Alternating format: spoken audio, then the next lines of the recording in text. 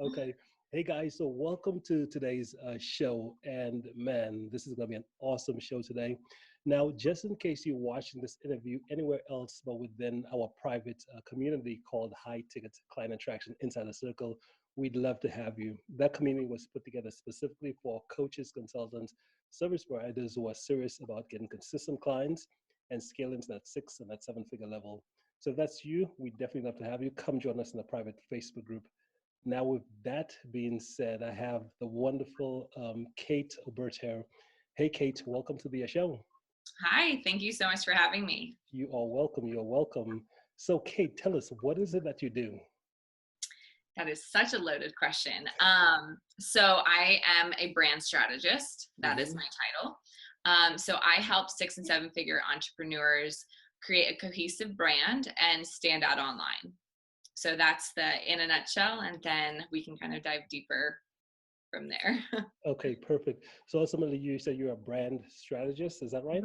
Yes. Now, what made you get into kind of like what you do right now, which is brand strategist? What made you decide on this path?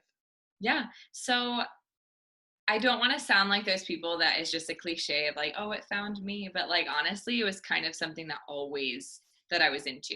So prior to brand strategy, I was a fashion stylist, and then my degree is in marketing. And by the way, that's my newborn daughter. Awesome. Oh, I Like, heard her. so you'll probably be Yes, hearing. yes. She's saying hello. What's her name, by the way? I'm sorry. What's her name? Her name's Kaya. Kaya. Yeah, she's Uh-oh. getting a little overwhelmed by her toy. So Yes, yes. anyways, so I did that first, and I've always been the person who people come to for anything to do with design and aesthetic, Mm-hmm. and then also strategy of, does this look good, or how do I do this, or all these type of things when it comes to Instagram specifically.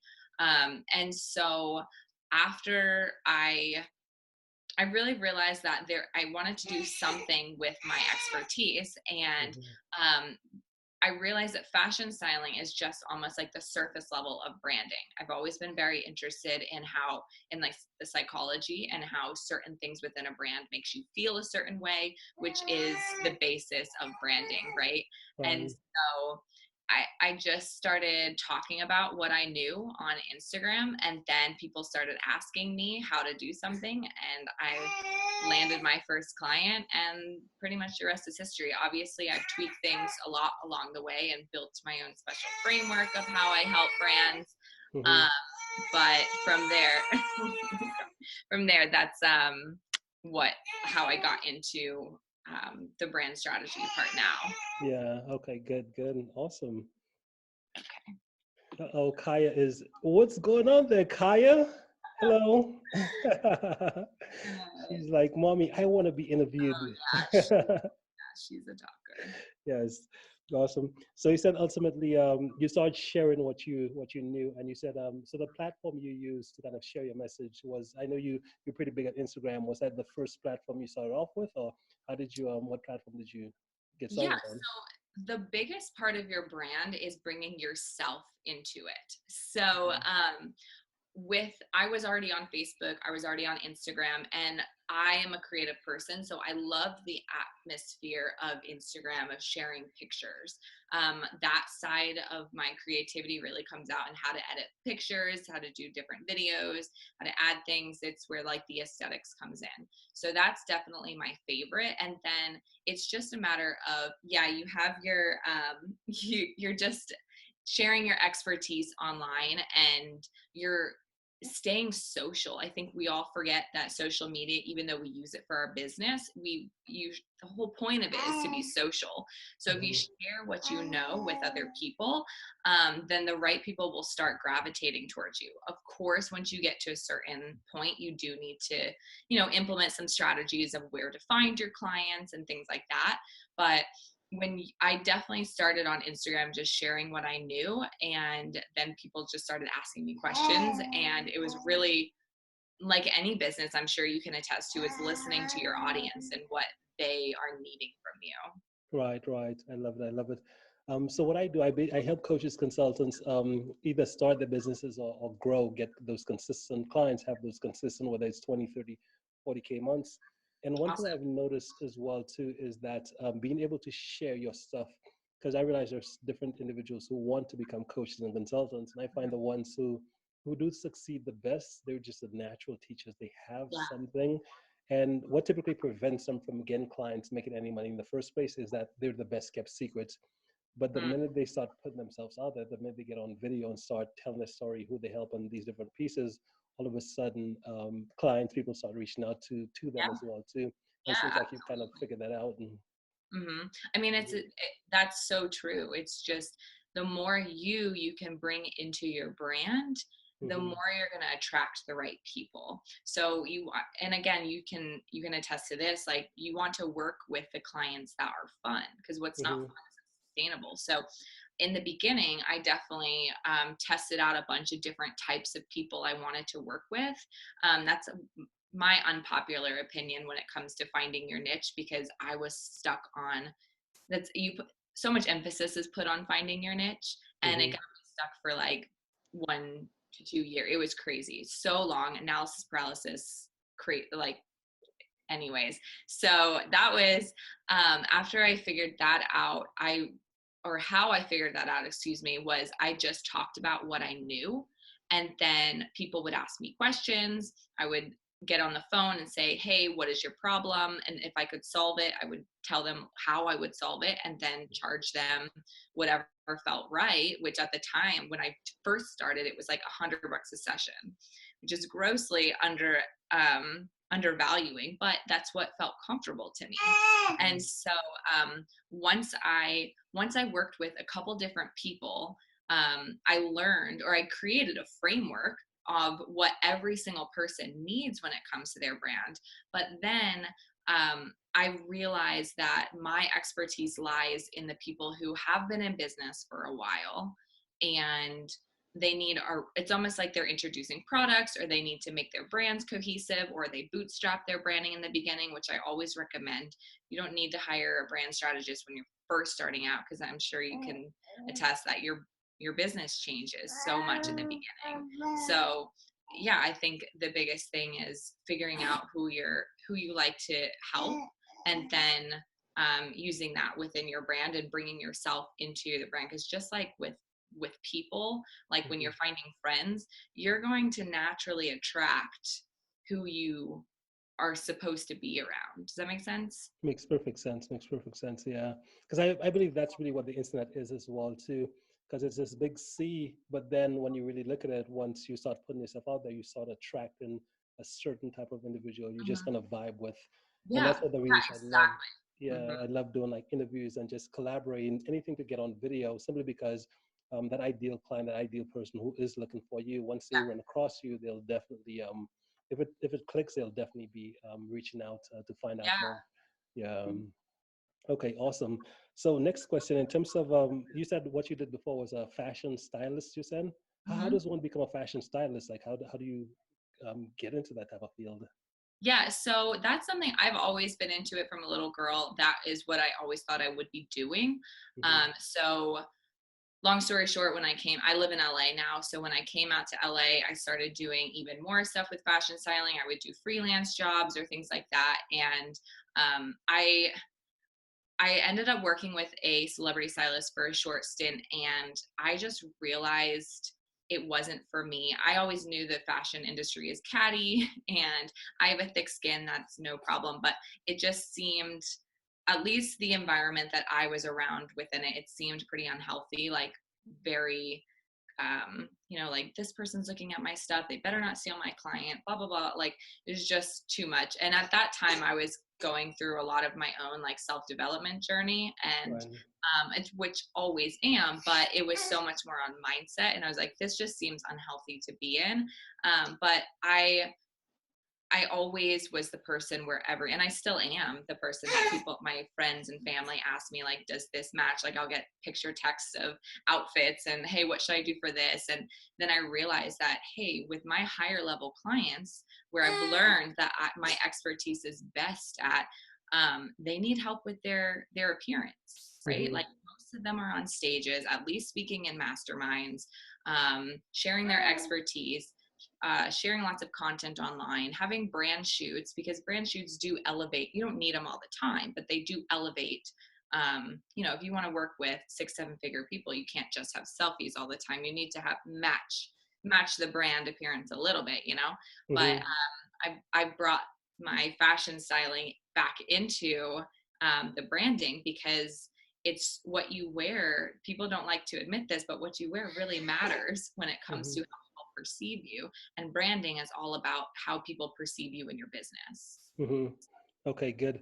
So you said you made that transition in terms of what you did as a fashion stylist, and it just wasn't, you just didn't really didn't click based on the environment you were in. It you didn't find it healthy, and you made that transition. How was that transition into becoming an entrepreneur? Was that the next transition you made into becoming a brand strategist?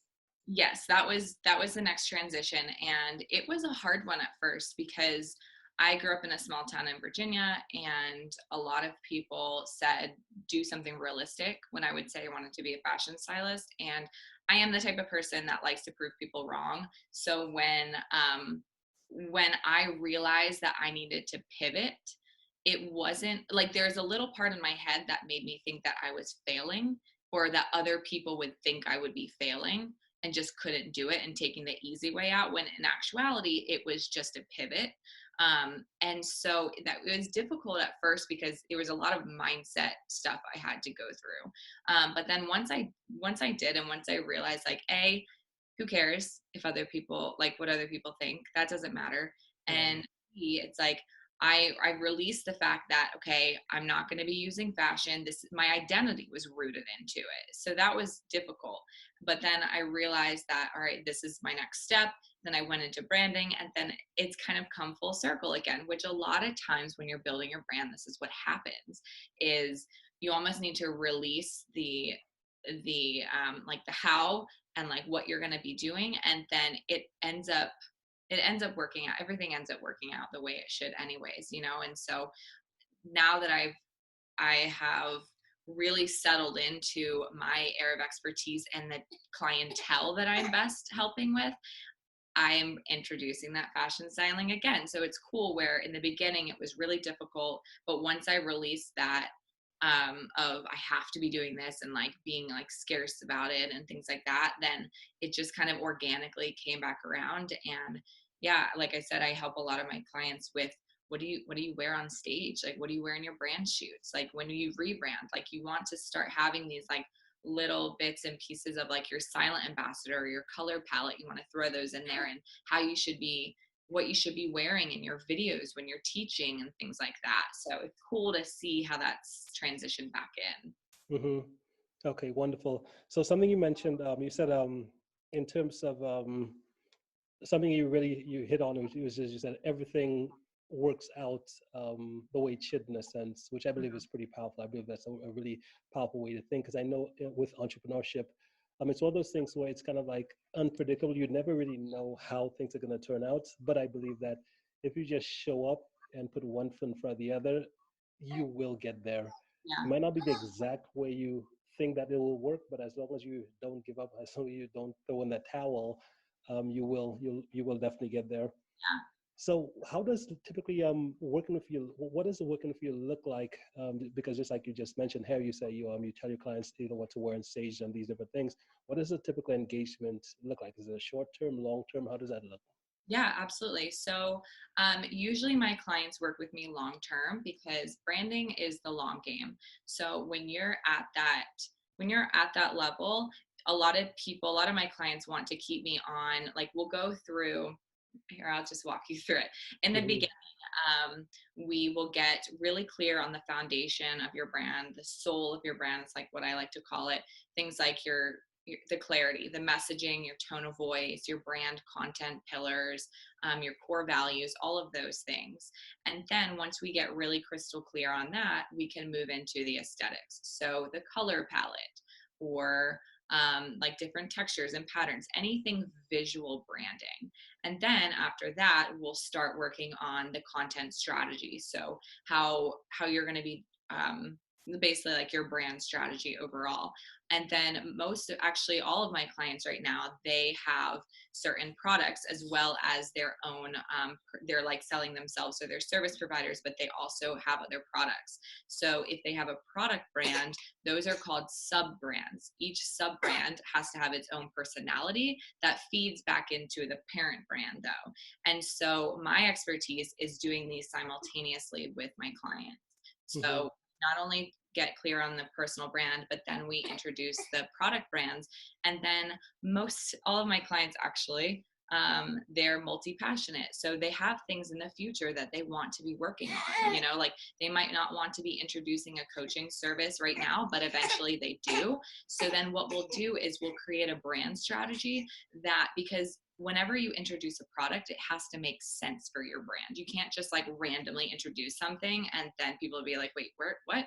Because then that wouldn't be on brand.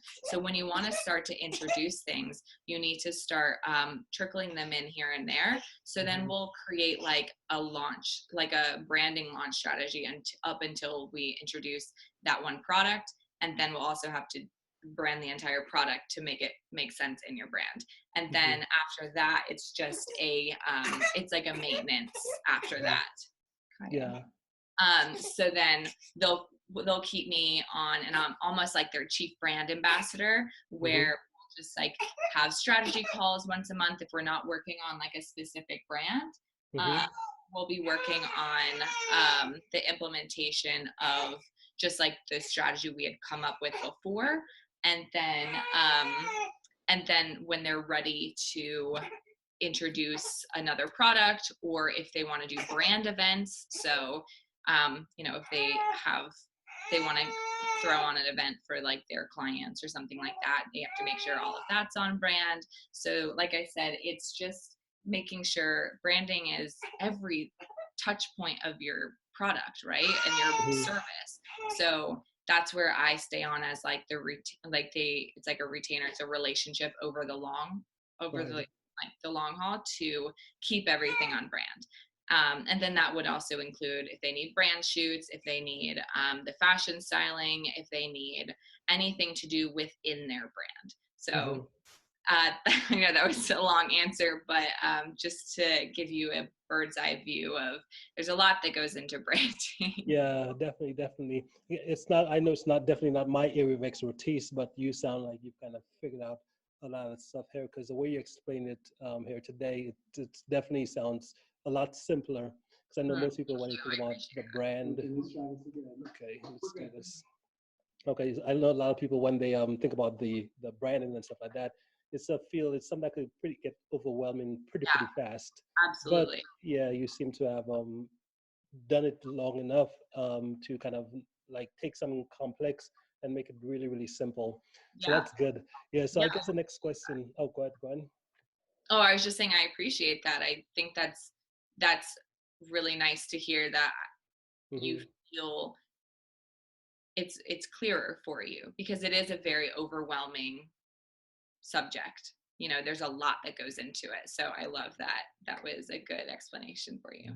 Exactly. Good. Okay. So the question now becomes, if someone wants to get in touch with you, what is the best? Whoa! I just saw. Who is that? Yeah, it's my puppy. What's his name? Her name? Zeus. Zeus. Okay. Yeah, he's Good. a little multi-poo. Good. Awesome. So Going on yeah, here. if someone wanted to learn more about you and what you do, what's the best way for them to contact you? Yeah, so you can find me on Instagram, which is kate.obert, or send me an email, info@kateobert.com, and then kateobert.com. So I keep everything very streamlined, very easy for you. Okay, great. And guys, if you're watching in right now, what I'll do is I'll have the links to Kate's contact info right below this video. So if you want to reach out to her, be sure to click on the links, check her out, and we'll take it from there. Now, Kate, before we end, do you have any final thoughts before we sign off? Yeah. The only thing I would say is just keep it really simple when it comes to branding. People overthink it all the time. It's just your reputation. Just bring yourself, be okay with being yourself, and then bring that online and just connect with people genuinely, and your brand will grow. Mm-hmm. Awesome. Love it. Well, thank you so much for being here, Kate. Really appreciate it. And we'll be in touch. Okay. Absolutely. Awesome. Sounds good.